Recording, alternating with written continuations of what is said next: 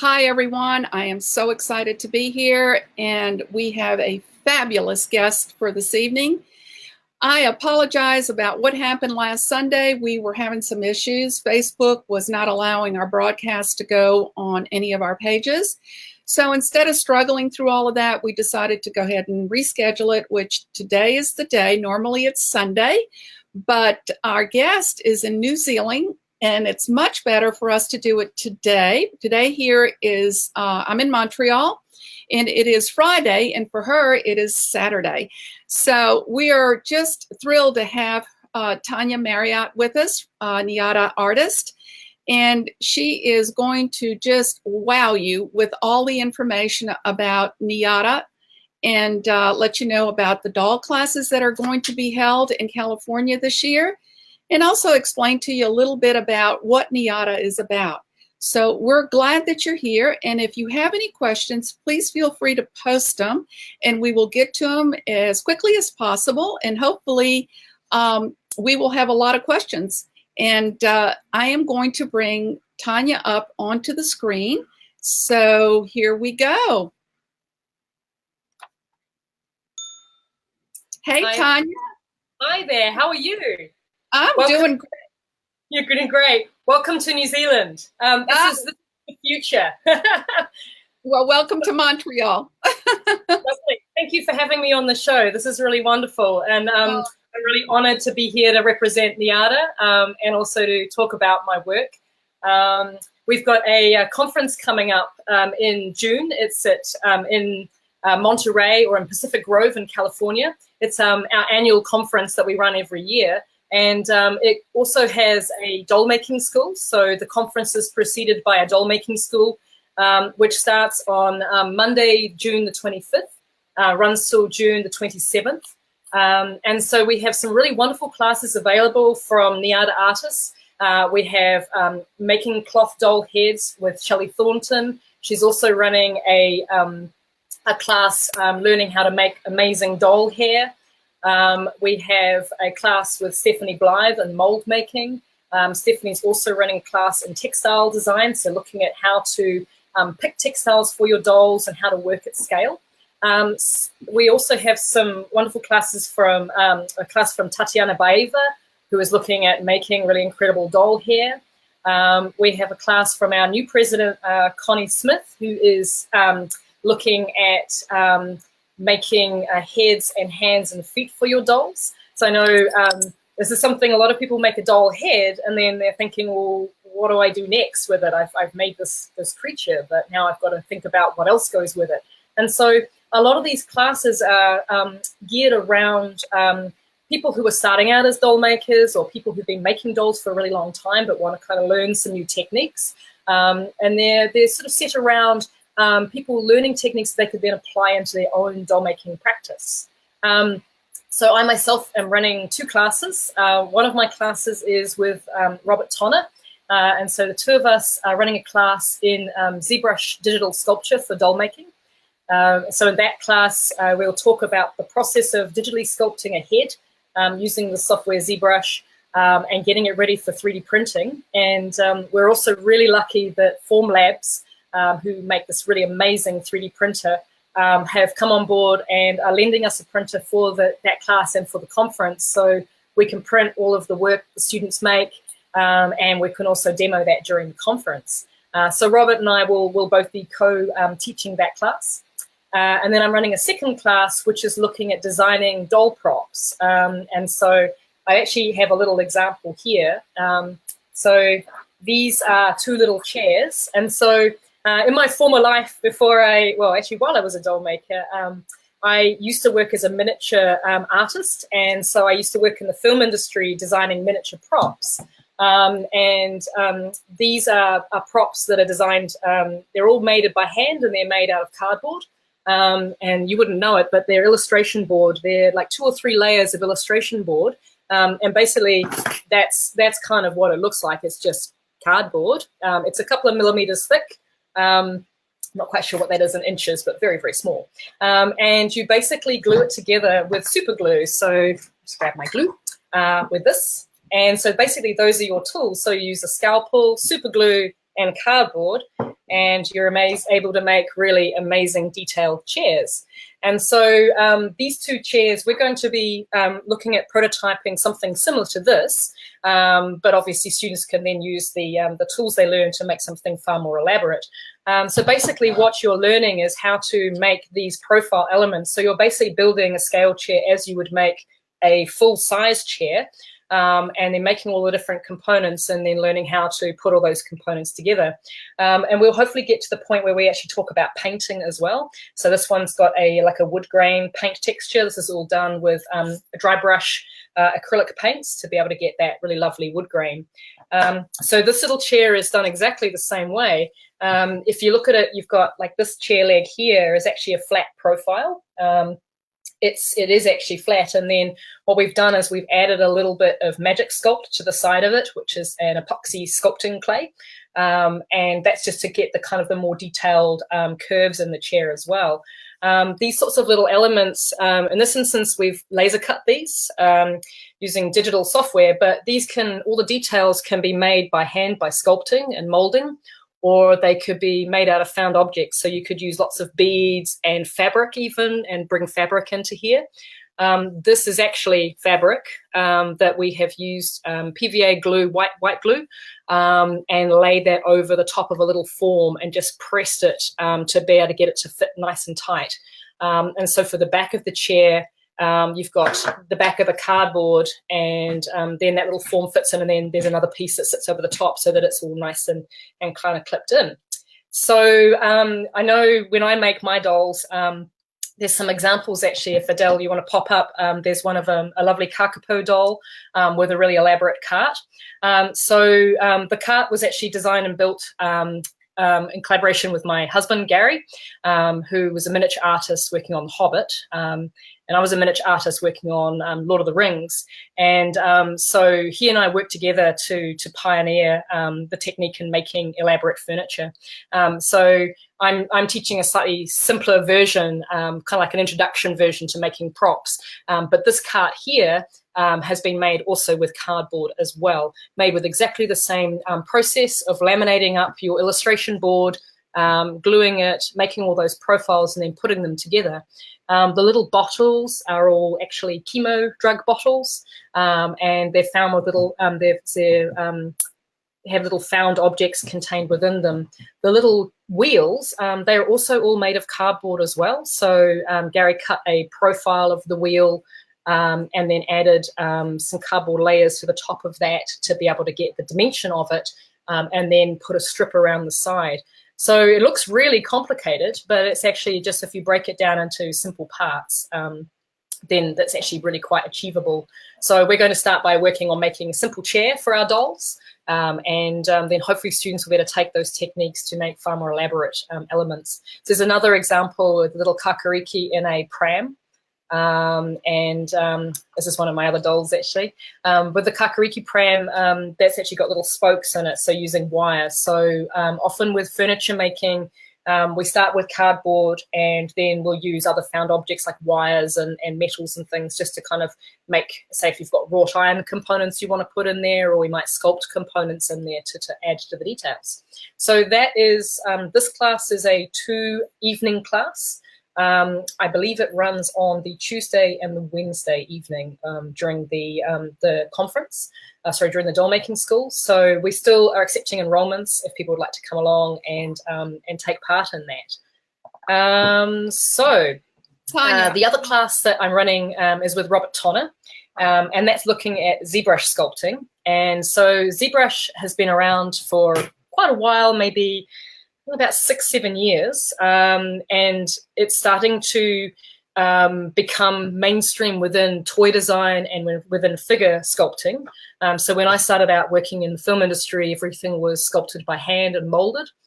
So I trained as a traditional sculptor alongside my degree in industrial design.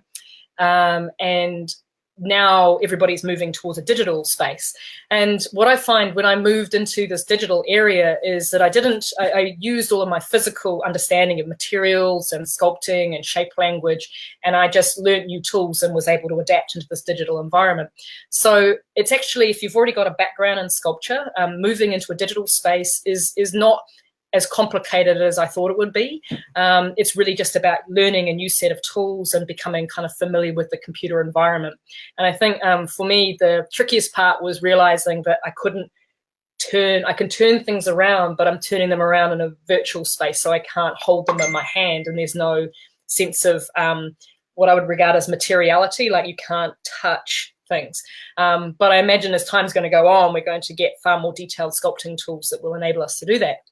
So there are lots of different programs you can use to digitally sculpt. ZBrush has come up as the best one for doing kind of soft forms and characters. And there's another program called Sculptor, which is a free version also made by Pixelogic, which a lot of digital sculptors use as well. So this little example on screen is the little Kakapo baby from my one of my moose dolls, and this is what he looks like off the printer. So you notice he's kind of shiny because he's got a little bit of the resin residue on his body, and then I take him off the build platform here and put him in isopropyl alcohol bath, and it smooths it off. So this is one of my snail characters, and this piece was digitally sculpted and then cut into 4 pieces so that I could get it on the printer, because the build platform on my printer is only about this big, so I can make objects that are that big but not too big. So you just have to learn how to cut things up. But when the objects come off the printer, because I'm using a Formlabs Form 2 printer, this is the printer that I have, the quality is really, really beautiful. So I've got an example here of one. This is one that's fresh off the printer. So this is a little character that I'm working on right now. And so that's the sort of the level of detail that you can get to in your sculpting. And so underneath, you can kind of see there's these little pips that are on the bottom there. And what that is when he's printed, he's actually printed upside down. And so there's what we call a build platform that he drops into a resin bath. And then the resin bath is a little laser that basically catalyzes a layer. So it's kind of like a dot matrix printer, but it just builds it up in layers. And so what it does is it just builds this up in layers. It takes about maybe 10 hours to build up all of the layers. And so the build platform will drop into the resin, it'll laser that level, comes up, drops the resin off, drops back down, does another build, pulls back up. And it keeps doing this for 10, 12 hours, and then eventually you have your object. But what it does do is it puts builds a scaffold underneath it so that it can hold it on the build platform so it doesn't fall off. And that's what you're seeing is these little pips are just where it touches. So everywhere else where the color in here is a bit bright, but everywhere else where the build platform doesn't touch, it's perfectly smooth. And I would just give this just a little wee tickle with sandpaper when he's done, and then he's ready to prime with like just a base spray primer, and then he's ready to paint with acrylic paint. So I have another example. This little guy here is one of my this is one of my dolls that I make in polymer clay. So here's a hand sculpted figure. And then this is the 3D printed version of him.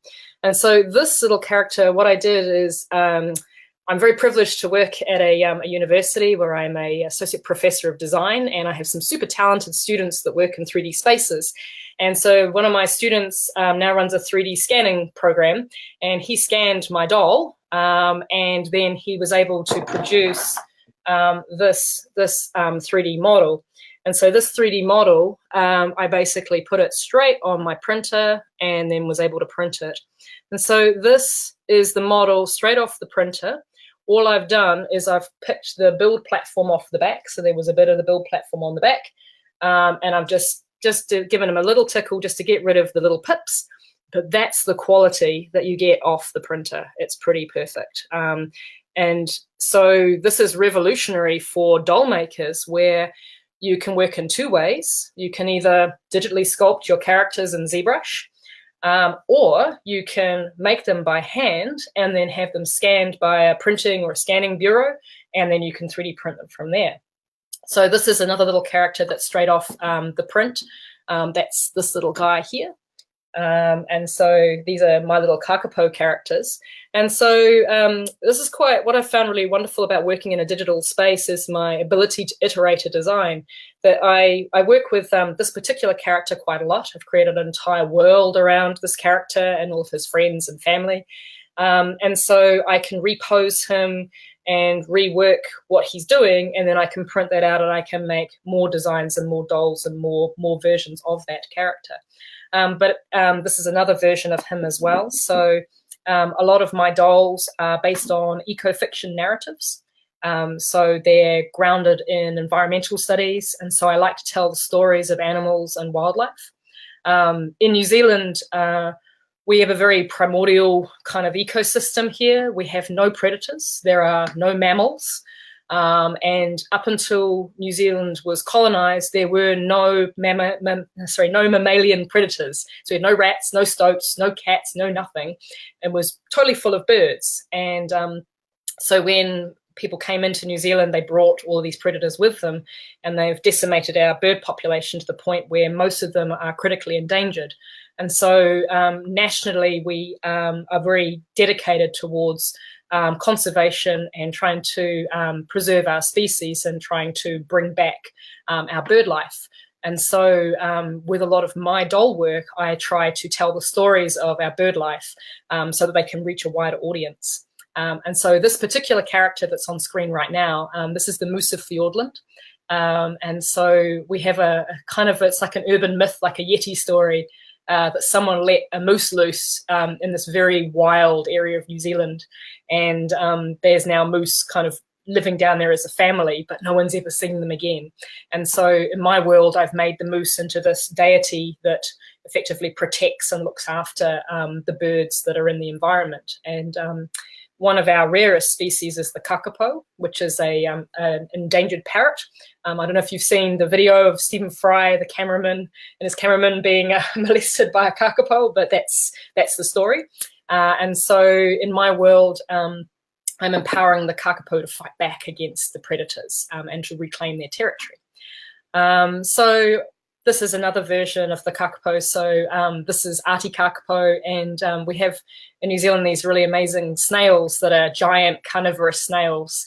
If you Google Paoli Fanta snail, there's a really great video of one eating a worm, and they have this great big mouth that opens up. And so this is the idea behind this design. So I've empowered my kakapo by giving them each a Paoli Fanta snail that they train up as their trusty steed, and they go into battle against the stoats. And so because I'm creating all these different stories all the time, I love working in the digital space so that I can kind of keep reworking and keep redesigning these characters without having to always go back and sculpt them from scratch. So we'll just stay on this screen for a little bit. This is ZBrush, and so this is the program that we will be using in the class. ZBrush is actually, it looks quite complicated, but it is actually not. There are, I would say, about 30% of the tools you actually need to use, and the rest are geared more towards animation and the special effects industry.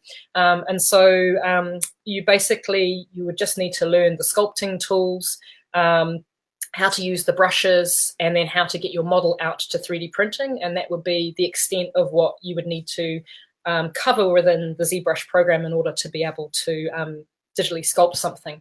So when I digitally sculpt, I use a Wacom tablet. So this is my Wacom and my pen. And so my pen basically has replaced my sculpting tool.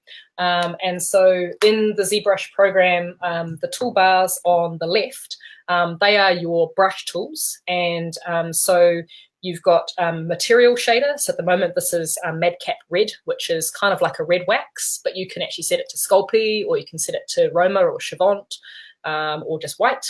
And then on the left, you've also got your brushes. So you can, you've got like rake tools, and you've got ring tools, you've got clay extrusion tools, and then you've also got alpha stamps. So what they are is they are texture stamps, so you can stamp texture. So I don't know if you can see on his nose, there's like a little stipply, bumpy kind of texture, and there's a little bit around the side of his face. So that's using those alpha stamps. Along the top toolbar, that's where you deal with your move, scale, and rotate. and also controlling how wide and how soft the brush is, and also how deep it is. So you can control the pressure of the clay, so you can control putting on just a little bit of clay or putting on a lot of clay, and you can always smooth. So as I'm sculpting, I am basically adding and then clicking shift to smooth and adding and smooth. So it's kind of the same as sculpting with polymer clay and then using isopropyl alcohol to smooth the clay back. Down the right-hand side, this is where you save your objects. So we call them tools. And so that's where you save out your tool.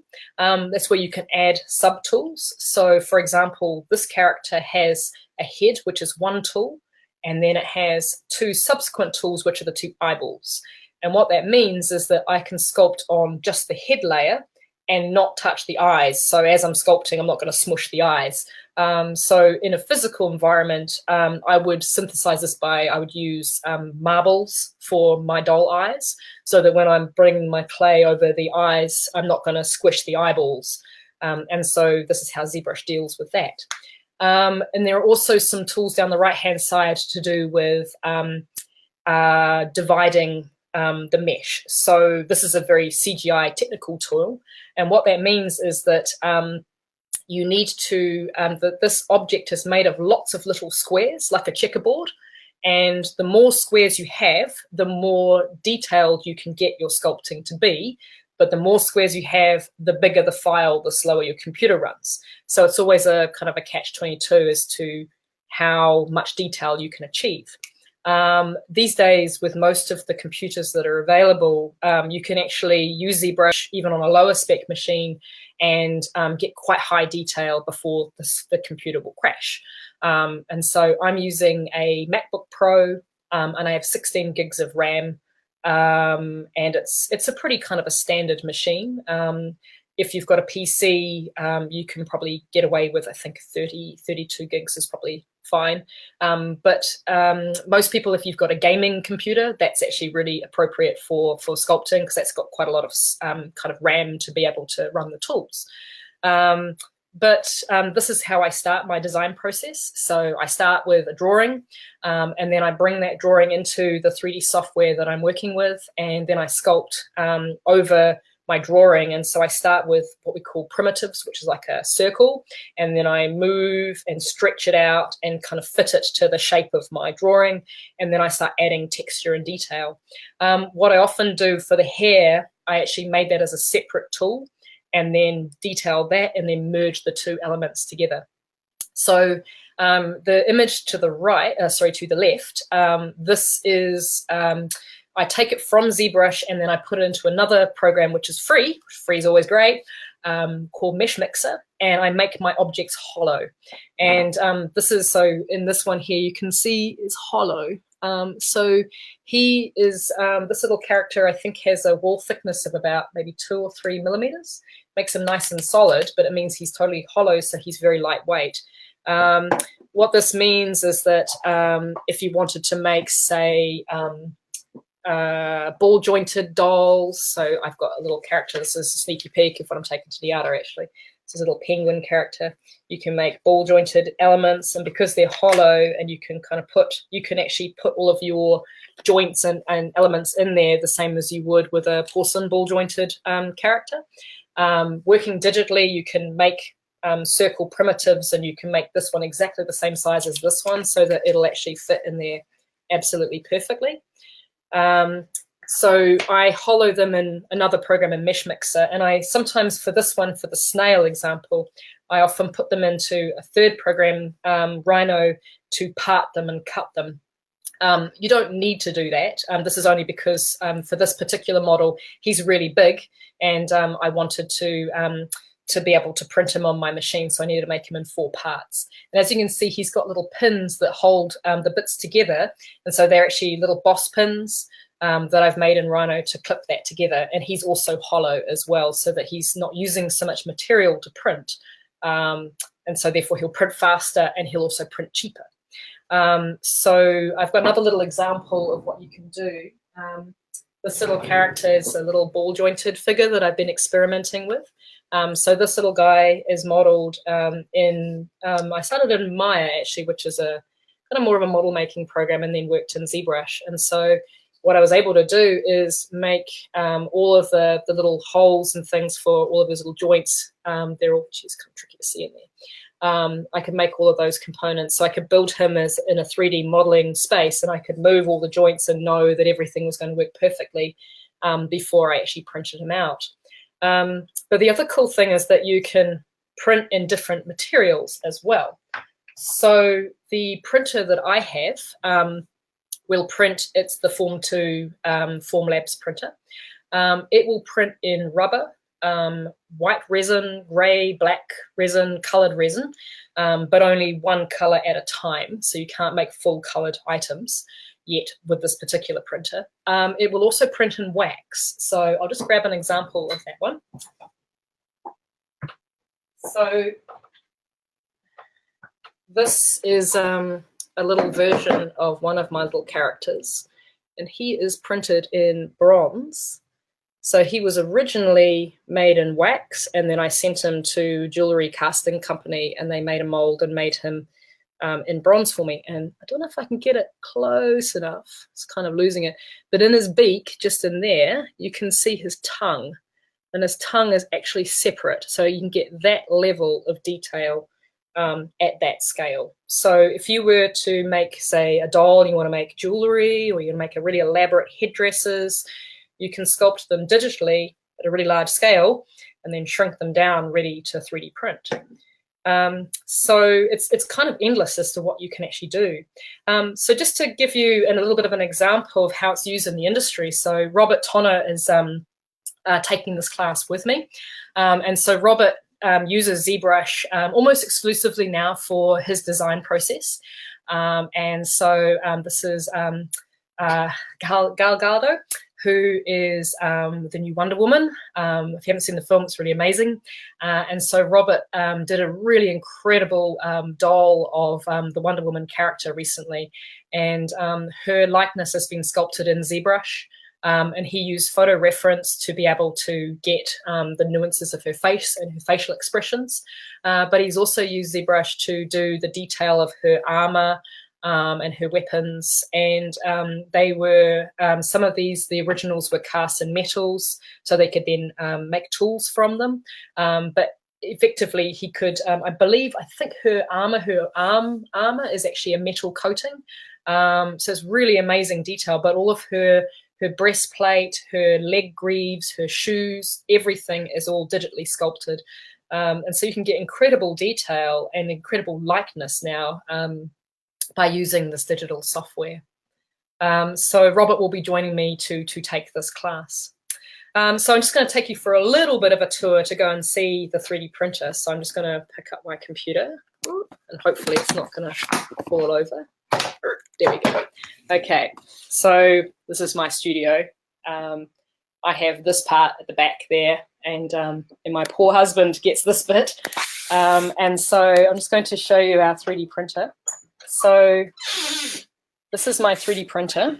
You can see it just in the cupboard there. So that's the Form 2 3D printer. I'll just turn it down a little bit so you can see. And so what this is that's the build there. So if I just lift the lid up, you can see that's the, turn it around, that's the build platform there. And so this piece, that's the resin down at the bottom here. And so when the printer runs, this build platform drops down into the resin, and that's when it builds in its particular layers.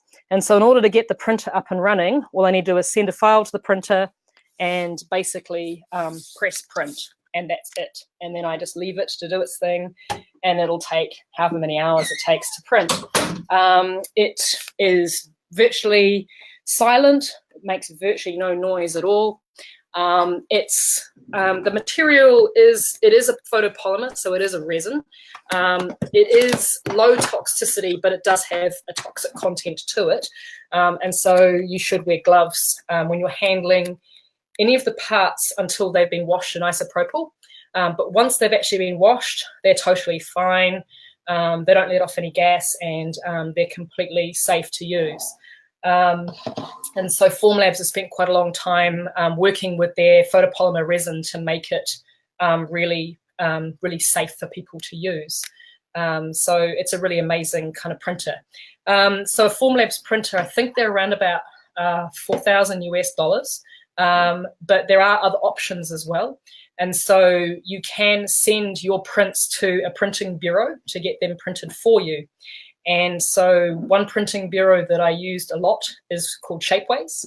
And Shapeways is set up in the Netherlands, but they also have a company in New York. And so you upload your files to the Shapeways portal. It's great because the interface tells you whether your file is actually going to print or not. And it also gives you a whole suite of materials that you can actually print in. And Shapeways also prints in steel. So this is a little example of one of my little characters printed in steel. And the steel is actually, it's like a resin with a steel composite within it. So you can actually print all of that really fine detail, but it's really, really heavy. They print in wax and they also print in ceramics. So you don't actually have to own your own printer. You can actually work at home and then send your files.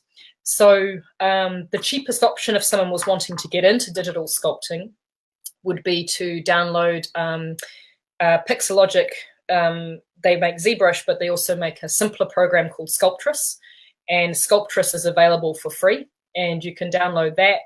I do recommend getting a Wacom tablet and a pen to be able to digitally sculpt, because you'll find that a mouse is just not going to give you the subtleties that you need.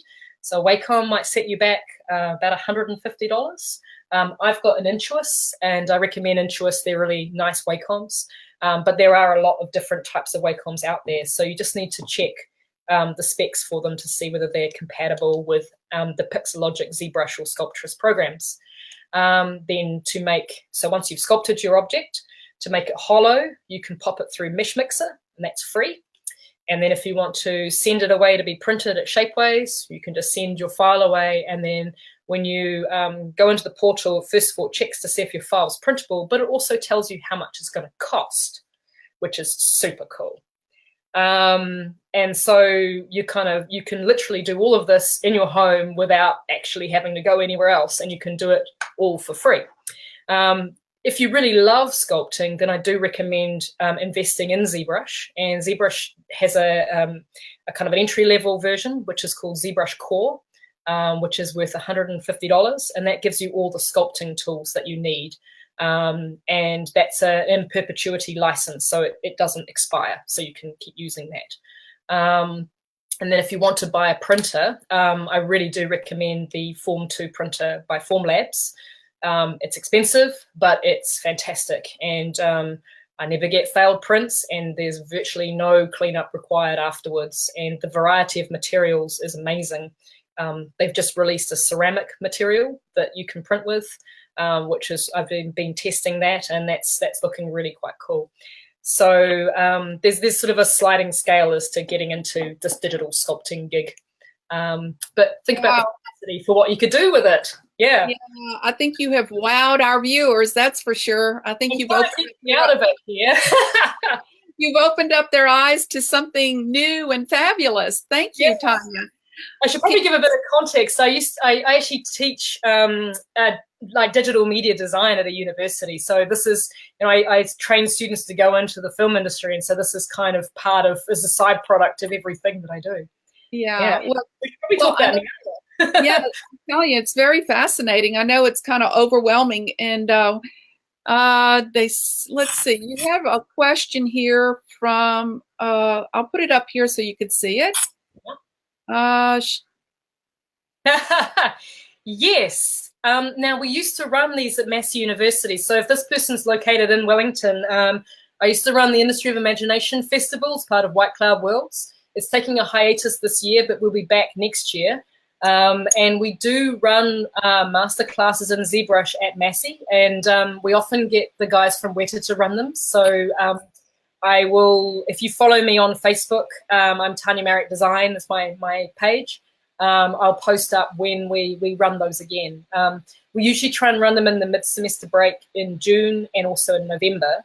We just haven't had so much interest at the moment, but if people are interested, we can definitely look at running another ZBrush masterclass. They're usually a 1 or 2 day class. All right. You have another Yeah. question here. I'll put it, there you go. Okay, so if you're a newbie, I would definitely try Sculptress to begin with. Sculptress it's very simple. The tools, all the basic tools are there that you can then translate into ZBrush. So whatever you learn in Sculptress is not wasted. But what it doesn't include is all the other stuff that you don't need. So ZBrush was designed to do way more than just digital sculpting, and it is actually very complex. And for digital sculptures, you actually don't need half of the stuff that's in there. So Sculptress is actually really, really good for getting started. Okay. So I definitely recommend download it now, have a go. Yeah, that's great. There's a question here. They want to know, here, I'll post it up here. Oh, she says it would be neat to have some notes to download. Yeah. I know, yeah. I need to do this. I'm working on this. I actually need to do this for my students in class as well. So what I'll do is I will work on this, and I'll get Adele to chase me on actually writing some notes. But I should probably put forward a class that's actually through A for Artistic. So that's what I'll work on. I'll make a promise that I'll do that. Just to give you the lowdown as to how to get started in this space. Yeah, that's fabulous, Tanya. We would love to have you on our faculty. I know a lot of people know NIADA, but there's some that are not familiar with NIADA. Can you give us a little bit of information on the organization? I sure can. So NIADA was established in 1963 by 4 artists, and one of the main artists was Helen Bullard. And these were all women who were working as doll artists and manufacturers of the time. And this was sort of at a changing time where the toy industry is starting to shift into mass manufacture and having designers or makers in-house rather than going to doll artists. And these doll artists were quite interested or quite concerned with the artist's connection to the making of the doll, because these Helen Bullard and her peers were empowering women to work in the production of making dolls. They were also designing dolls directly for children to play with. They're also questioning what a doll actually was as a material culture device, as a kind of a storytelling device, as an artifact.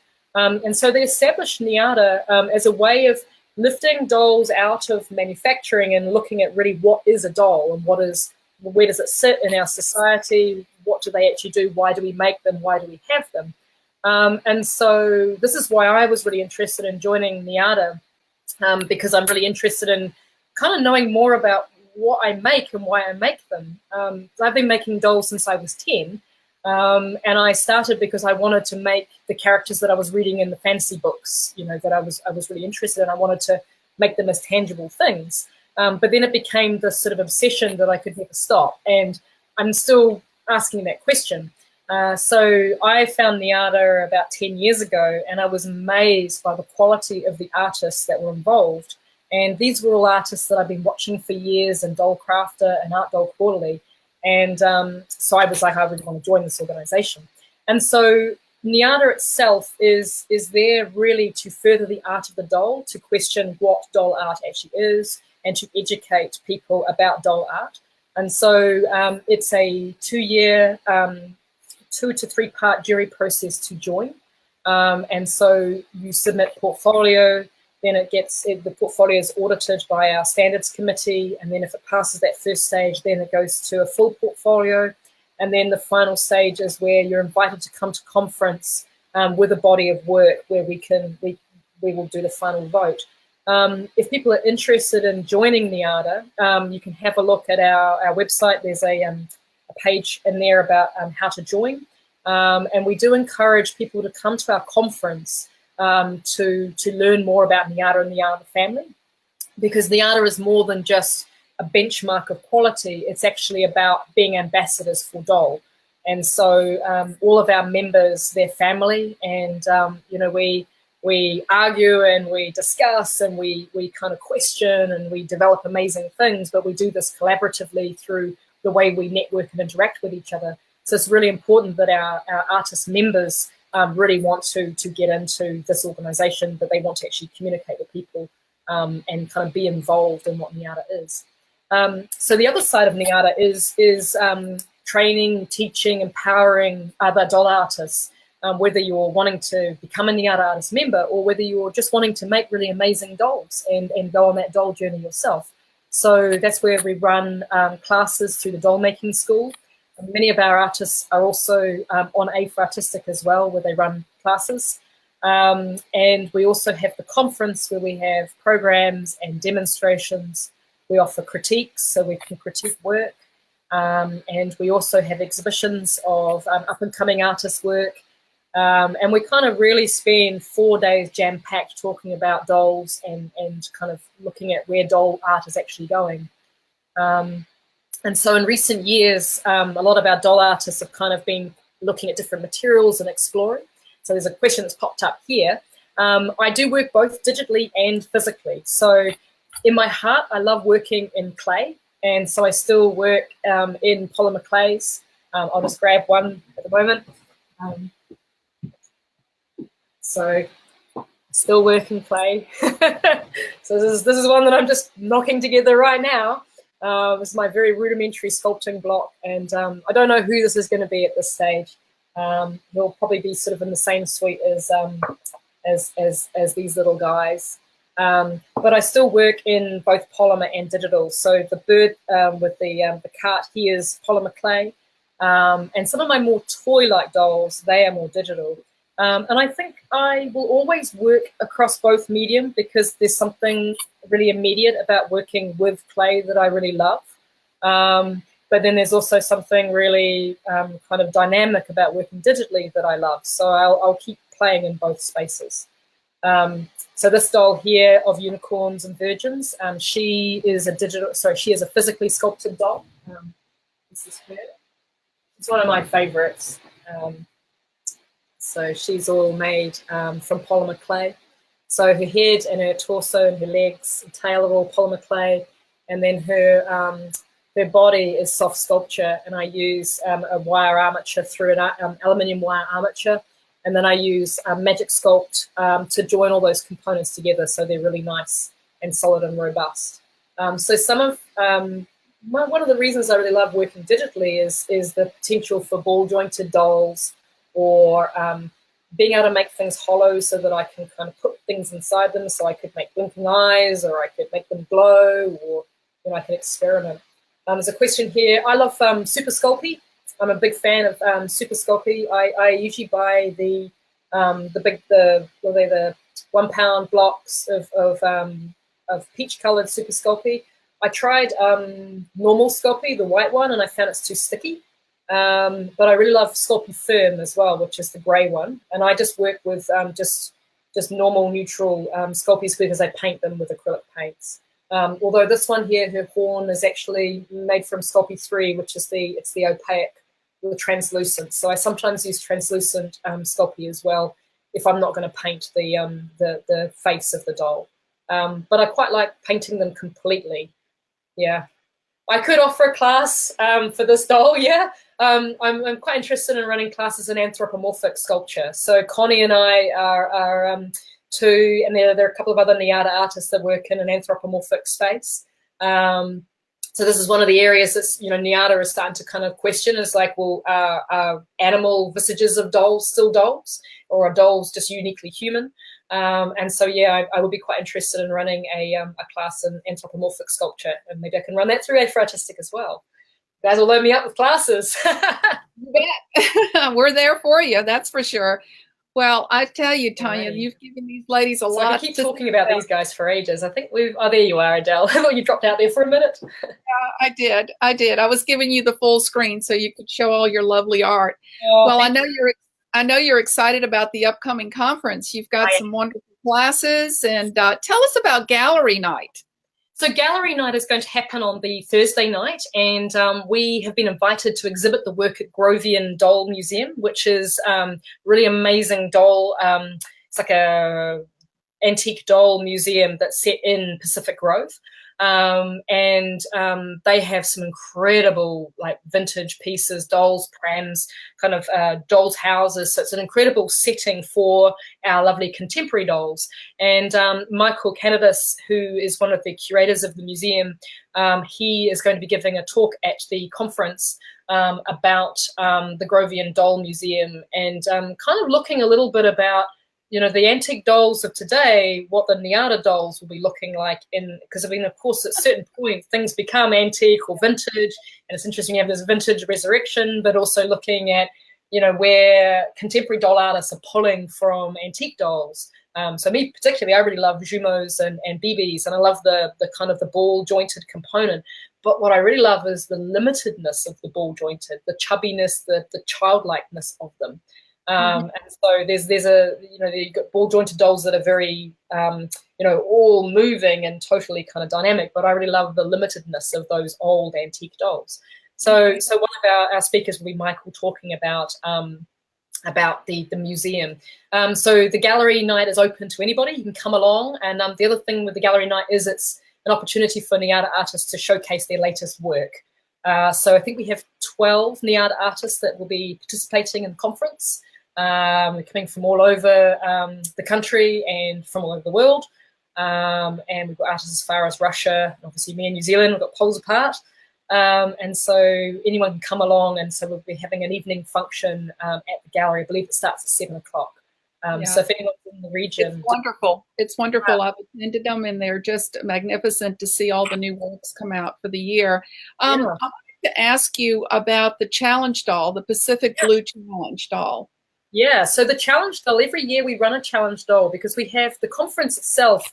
We have a lot of artists that are visiting artists, and they're always really keen to show their work. And what we really want to do is we want to kind of have everybody be able to be involved. And so that's where the challenge dolls kind of evolved. And it's also a way of kind of testing our storytelling and what we're making and why we make.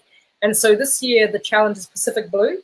So it kind of ties into my interest and also Stephanie Blythe's interest in environmental studies and looking at how we kind of preserve our ecosystems for future, for our future lives. And the Pacific Ocean has been in the paper a lot in New Zealand recently to do with the establishment of marine reserves and looking at the plastic that's in the ocean and the big vortexes that occur in the Pacific Ocean. So all of our dolls will be inspired by anything in the Pacific Ocean and everything kind of around the Pacific Ocean. And I also think it's also quite timely that NIADA itself is very firmly grounded in the States, looking at art doll evolution throughout the United States, but we also have a lot of artists from overseas as well. And so the Pacific Ocean kind of rings a lot of these other countries where other artists come from. And so it's quite nice to see our perspective of this sort of space that sits between us. So I'm a bird nerd, so I'm doing birds. Well, it's fabulous.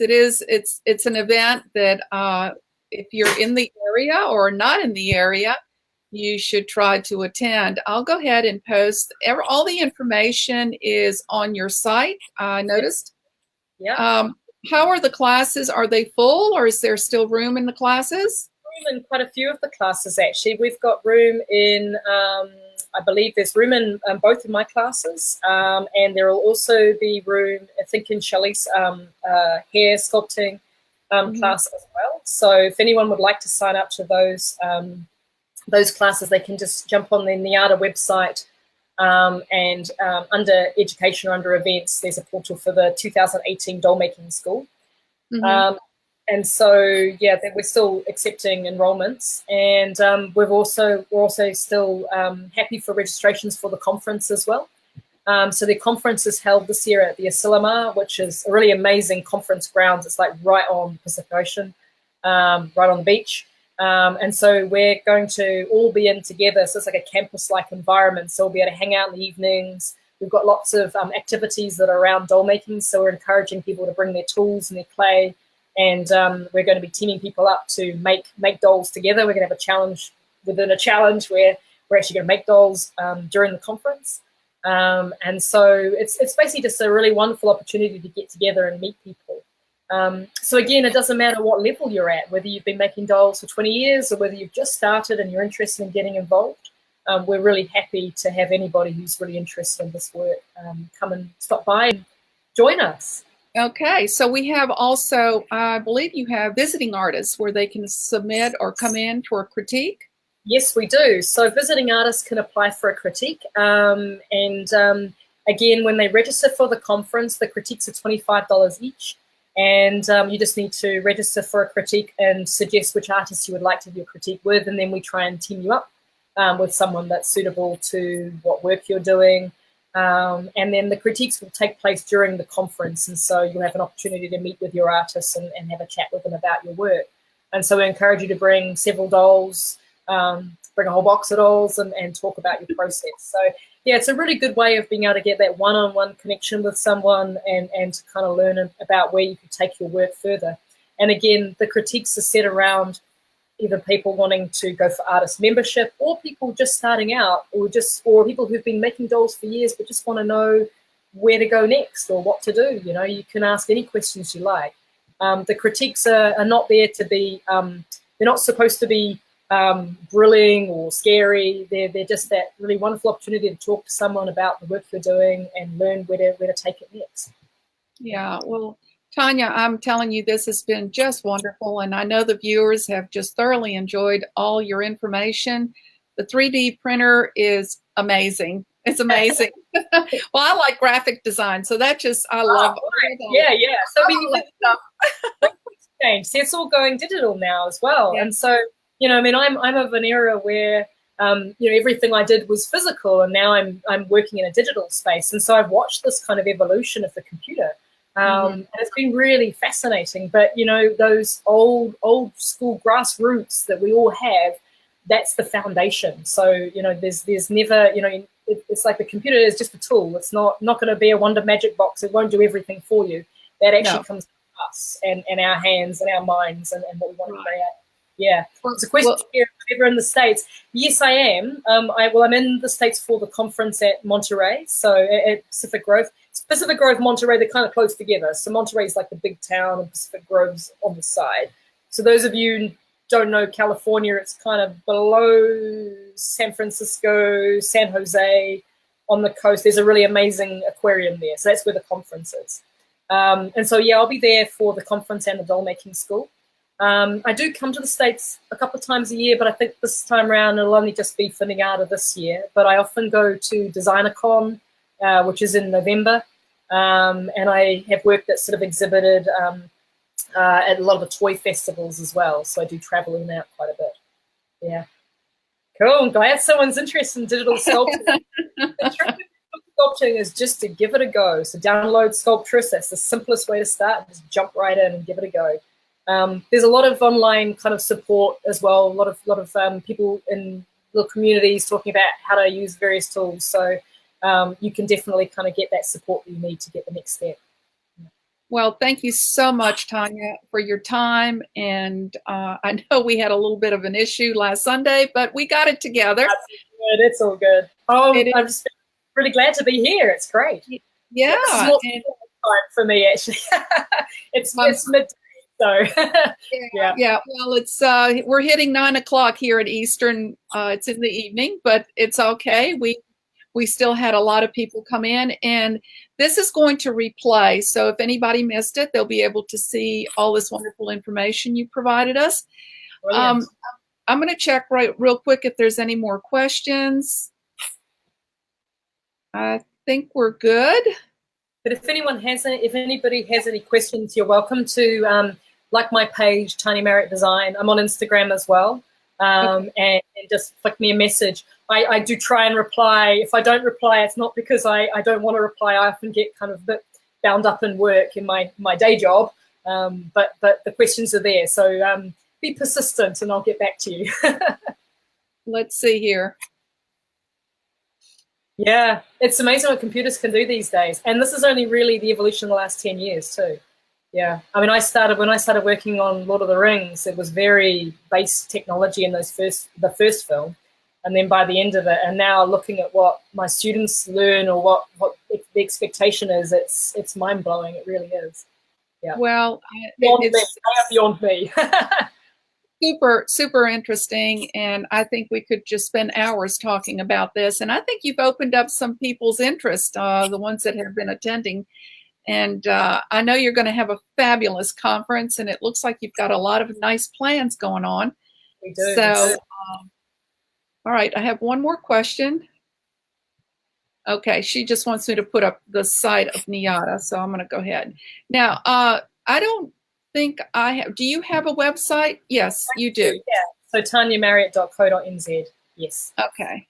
Yeah. What you can do, Tanya, when we get off the broadcast, you can comment in the comments and send them your website. Will do. Absolutely. Yep. You can check it out. Yeah, because she's asking about your website, but they can also go into NIADA in the artist section. Yes, and, absolutely. Yeah.